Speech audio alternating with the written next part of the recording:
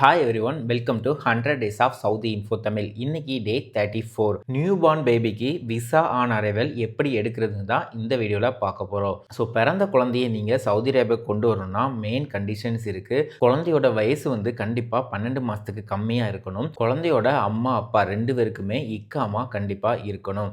அப்புறமா அம்மாவுக்கு exit reentry visa வேலிடாக இருக்கணும். இது எல்லாமே கரெக்டாக இருந்ததுன்னா உங்களுக்கு விசா ஆன் அரைவல் கிடைக்கும். இன்கேஸ் பேரண்ட்டில் ஒருத்தங்களுக்கு தான் இக்காமா இருக்குதுனாலுமே உங்களுக்கு விசா ஆன் அரைவல் கிடைக்காது.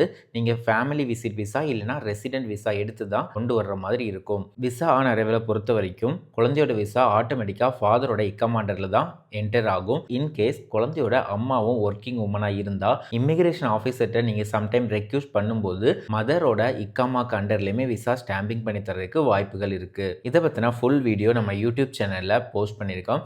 தேவைப்படுறவங்க கண்டிப்பாக செக் பண்ணி பாருங்கள். For more update Saudi info தமிழை ஃபாலோ பண்ணிக்கோங்க.